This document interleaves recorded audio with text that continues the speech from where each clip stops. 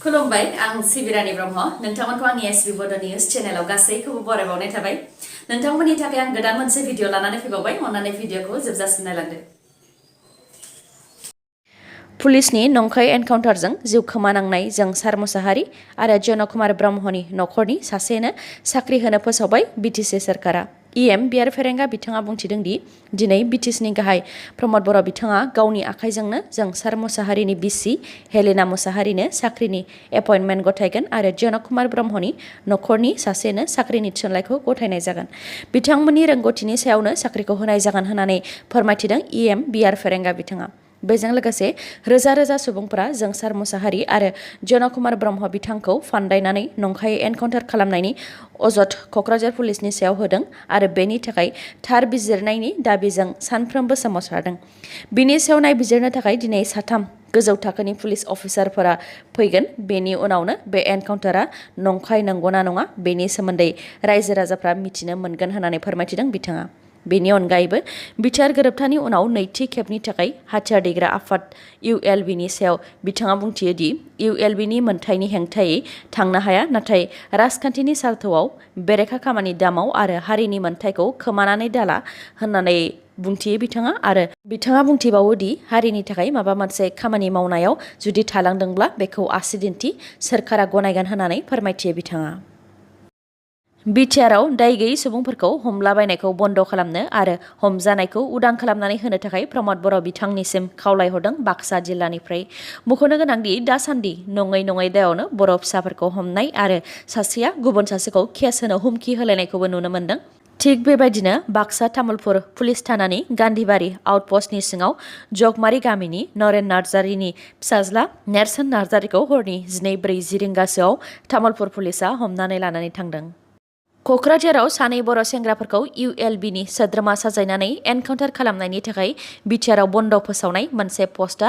Social मिडियायाव गोसारदोंमोन बे पस्टखौनो फेसबुक आरो व्हाट्सएपआव शेयार खालामदोंमोन नेरसोन नार्जारिया बे नंखाय दायावनो पुलिसआ बिथांखौ एरेस्ट खालामदों आरो बे गनायजाथाव नङा होननानै नखरनि आरो गामिनि रायजो राजाफ्रा फोरमायथिदों आरो बेबायदि नंखाय दायाव बर' फिसाफोरखौ पुलिसफोरा एरेस्ट खालामबाय थानायखौ लानानै बिटिसि सरकार अदेबानि प्रमद बर' बिथांखौ सोंखारिदों बिथांमोनहा आरो थाबैनो उदां खालामनानै होनो थाखायबो दाबि खालामदों बेनि अनगायैबो डक्टर हेमन्त बिश्व शर्माया बिटिआरआव बेबायदि बर' फिसाफोरखौ हमनानै नंखायै एनकाउन्टार खालामनायखौ बन्द खालामनांगौ होननानैबो दाबि खालामनायजों लोगोसे बिटिआर गोरोबथानि उनाव गोजोन फैनो गोनाङा बेबायदि नंथारि दायावनो हमबाय थायोब्ला गोजोना फैनाय नङा बेनि उल्था गोजोन गैयैसो फैगोन होननानैबो फोरमायथियो बिथांमोनहा हमजानाय नेरसोन नार्जारिनि नखरा फोरमायथिनाय बायदिब्ला नखरनि नांगौखौ सुफुंनो थाखाय नेरसोन नार्जारिया गुबुन रायजोआवसो कम्पानियाव 4-5 बोसोर खामानि मावहैदोंमोन नाथाय लकडाउन जानायाव न'आव फैनायनिफ्रायनो थांफिनाखैमोन दा बिथांखौनो नंखाय दायनि थाखाय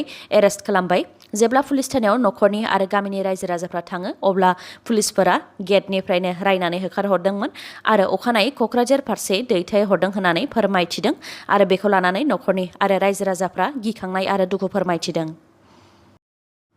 थार बिजिरनाय नागिरनानै बिटिआरनि 4 जिल्लानि फरायसाफोरा मैया खुद्रिसारनाय हाबाफारि लादों बिथांमोनहा हानजा सुरनानै बे सोमावसारनाय हाबाफारिखौ लादों जोंनो नांगौ थार बिजिरनाय जेब्लासिम थार बिजिरनाय मोना अब्लासिम जिराया बे स्लगानजों गोमसारहोबाय बिथांमोनहाबो नंखाय एनकाउन्टार खालामनाय क'क्राझारनि एडिशनेल एसपि सुरजित सिं पानिसरनि हेंथायै बिजिरनांगौ आरो आयेननि गेजेरजों फासिनि साजा होनांगौ होननानै दाबि खालामो फरायसाफोरा बिथांमोनहा बुंथिबावो दि प्रमद बर'आ खोथा होदोंमोन दि जाय दायनिगिरि बेखौ आयेननि गेजेरजों थांनानै साजा होनाय जागोन बेनिखायनो क'क्राझारनि एडिशनेल एसपिआ जुदि दायनिगिरिब्ला बिथांखौ सासपेन्डल' खालामब्ला जानाय नङा फासिबो होनो नांगोन आरो जुदि प्रमद बर'आ क'क्राझार एडिशनेल एसपिनि सायाव थाबैनो गोख्रोङै राहा लायाब्ला साननानै लानाय जागोन दि प्रमद बर' बिथाङा राजखान्थियाव हाबनानै बर' हारिखौ बावलांबाय आरो नेवसिबाय होननानै बुंथियो बिथांमोनहा लोगोसे जाय इनायै एनकाउन्टार खालामजादोंमोन बिथांमोनहा एक्स-एनडिएबिनि सोद्रोमामोन आरो बिटिआर गोरोबथानि गेजेरजोंसो बिथांमोनहा फैदोंमोन गोरोबथानि गेजेरजों फैनाय सानै बर' सुबुंखौ गावथारनाया बिटिआर गोजोन गोरोबथाखौ मान होयिसो जादों बेनिखायनो बिथांनि हेंथा जि राहा लानांगौमोन सोरखारा बेबायदि राहाखौ लायाखै दासो बेनि सोमोन्दै खुगा बेखेवहांदों आरो बर'फोरा बेजोंल' गोजोननाय नङा होननानैबो फोरमायथिबावो बिथांमोनहा बेनि अनगायैबो जाय दायनिगिरि अदेबानि क'क्राझारनि एडिशनेल एसपि सुरजित सिं पानिसरनि हेंथायै दासिमबो सोरखारा जेबो बुङाखै होननानैबो फोरमायथिबावो बिथांमोनहा लोगोसे बुंथिबावो दि दिनैनि सानाव सोरबा फरायसाया आनजाद दङ, सोरबा फरायसाया क्लास दङ। अब्लाबो न्याय नागिरनानै लामायाव ओंखारनो गोनां जाबाय। बेनिखायनो राजखान्थिगिरिफोराबो राजखान्थिनि सिमाखौ सिफायनानै हारिनि थाखाय खौसे खामानि मावफैनांगौ। अब्लासो बर' हारियाव गोजोना फैगोन होननानैबो बुंथिबावो बिथांमोनहा। रोजा रोजा बर' फिसाफोरा न्यायनि थाखाय सोमावसारनाय बायदियैनो दिनै एबसुआबो फुंबिलि 11 रिंगानिफ्राय 1 रिंगासिमनि गेजेराव जोंसार मुसाहारि आरो जनक कुमार ब्रह्मखौ इनायै गावथारनायनि हेंथायै बिटिआरनि मोनफ्रोमबो जिल्लायाव खुद्रिनाय दिन्थिफुंनाय हाबाफारि लादों। बे खुद्रिनाय हाबाफारियाव बयबो रायजो राजाफोरखौनो बाहागो लाफैनो थाखाय खावलायहरदों बिथांमोनहा। जेबो फोरमान गैयाब्ला पुलिसआ जेबो खालामा। फोरमान थानायनि थाखायसो गावथारदों जानो हागौ। बे खोथाखौ बुंथिदों बिटिसिनि लेङाइ गाहाय गबिन्द बसुमतारी बिथाङा। मख'नो गोनांदि थांनाय 18 सेप्तेम्बराव क'क्राझाराव जोंसार मुसाहारि आरो जनक कुमार ब्रह्म बिथांमोनखौ ULB साजायनानै क'क्राझार पुलिसआ एनकाउन्टार खालामदोंमोन, जायखौ सहायनानै लानो हायाखै रोजा रोजा बर' सुबुंफोरा आरो थार बिजिरनाय नागिरनानै सानफ्रोमबो लामायाव सोरखार आरो आसाम पुलिसनि हेंथायै सोमावसारदों। दासान्दि सोलिबाय थानाय बे थासारिखौ बिटिसिनि डिपुटि चिफ गबिन्द बसुमतारी बिथाङा बुंथियो दि साननैसो जि थासारि सोलिबाय थादों बेनि आन्दोआव राजखान्थिनि सोलो दङ। राजखान्थिगिरिफोरा आन्दोआव थानानै गावनि मुलाम्फानि थाखायसो साननो रोङै सुबुंफोरखौ थुखोनानै बेबायदि खामानि मावहोनायखौ नुदों होननानै फोरमायथिदों बिथाङा। लोगोसे बुंथिबावो दि लाइमोनफोरा राजखान्थिगिरिफोरजों थुखोजानानै जेबो गोरोन्थि मावनो नाङा होननानै। बेफोरनि अनगायैबो बिथां गबिन्द बसुमतारीया सानै बर' फिसाया इनायै एनकाउन्टार खालामजानायनि सायाव बुंथिबावो दि जेबो फोरमान गैयालासे पुलिसआ जेबो खालामा। फोरमान थानायनि थाखायसो गावथारदों जानो हागौ। फोरमान गैयाब्लाथ' एरेस्टल' खालामगौमोन।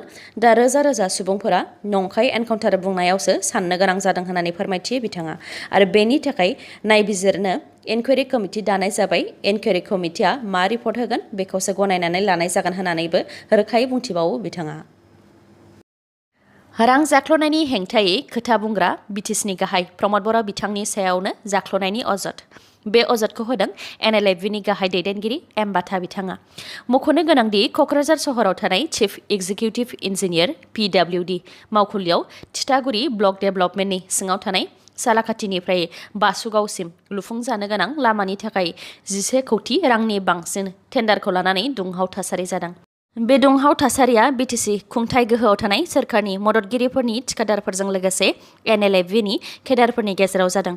सिजफायाराव थानाय NLFनि गाहाय बाथा बिथाङा फोरमायथिनाय बायदिब्ला NTPC CSR फान्डनिफ्राय फैनाय मोनसे टेन्डारनि थाखाय बिटिसिनि गाहाय प्रमद बर' बिथाङा माखासे थिखादारफोरनिफ्राय 10% लानानै खामानिखौ होदों, नाथाय बाथामोन सायख'नाय थिखादारफोरनो खामानिखौ होआखै।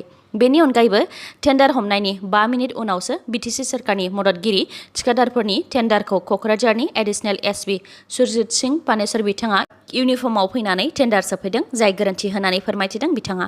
आरो बेबायदि नासयबाय थायोब्ला जानाय नङा होननानैबो बुंथिबावो बिथाङा। बे टेन्डारखौ लानानै सिडली बियाबनि UPPL दोलोनि MLA जयन्त बसुमतारीनि सायावबो 15 लाख रां जानायनि अजद होदों NLFनि चेयारमेन बक' बिथाङा। गुबुन थिखादारफोरनिफ्राय रां लानानै खामानि होनायनि थाखाय PWDनि मावख'गिरि, आसाम पुलिस आरो खुंथाय गोहोआव थानाय सोरखारखौबो हुमखि होयो बक' आरो बाथा बिथाङा।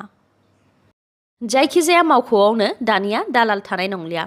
आसामनि दाब दाब जायगानिफ्राय थांनाय समबारनि मोनासिमाव सा 450निबो बांसिन दालालिफोरखौ हमदों पुलिसआ। बे खौरांखौ मिथिहोदों आसामनि गिबि मन्थ्रि डक्टर हेमन्त बिश्व शर्मा बिथाङा। बेनि अनगायैबो आद्रा थानाय गासैबो दालालिफोरखौनो हमनायनि खोथा होयो गिबि मन्थ्रि डक्टर हेमन्त बिश्व शर्मा बिथाङा। लोगोसे रायजो राजाफोरखौबो सांग्रांथि होयोदि बेबायदि दालालिनि हेफाजाबजों खामानि मावनो नाङा होननानै। थैनायनि फोरमान बिलाइ दिहुननायावबो रां होनांगौ जायो, बेनिखायनो गोख्रै बे हाबाफारिखौ फोजोबनांगौ, नङाब्ला आसामा जौगानाय नङा। बिथाङा बुंथिबावोदि जायखिजाया पुलिस थाना, DTO अफिस आरो DC अफिसफोराव दालाल थानो मोननाय नङा होननानै। क'क्राझारावबो क'क्राझार पुलिसआ सा 21खौ हा दालालिनि केसआव हमदों। गासै सा 43आ हा दालालिनि फारिलाइयाव दंमोन। बेनि मादाव सा 21खौ क'क्राझार पुलिसआ हमदों आरो माखासेया खारखोमानानै दङ। सा 21नि मादाव सानैया आइजोफोर। क'क्राझार जिल्लानि गुबुन गुबुन ओनसोलनिफ्रायनो सा 21खौ हमदों आरो बे खौरांखौ फोसावदों क'क्राझारनि एडिसनेल SB सुरजित सिं पानेसर बिथाङा। बिथाङा फोरमायथिबावनाय बायदिब्ला हमजानाय सा 21नि मादाव लाट मण्डलफोर आरो महरिफोर दङ। क'क्राझारनि अनगायैबो धुब्रीयावबो धुब्री पुलिसआ धुब्रीनि गुबुन गुबुन जिल्लानिफ्राय सा 24 हा दालालिनि केसआव हमदों। सा 24नि मादाव सा 16आ धुब्री साब डिभिजननि आरो सा 8आ बिलासिपारा साब डिभिजननि हमजानाय सा 24फोरनि मादाव खायसेया हानि बेसेनखौ बारायहोनानै गोबां बेसेनाव फाननाय आरो बायग्राफोरखौ थगायनाय बायदि बायदि गुबुन गुबुन केसाव हमदों। रायजोनि इन्टारनेशनेल हिउमेन राइट्स प्रटेक्शन काउन्सिलनि चेयारमेन बिथाङा मैया ULB साजायनानै गावथारजानाय जोंसार मोसाहारिनि न'आव नुजाथिहैदों।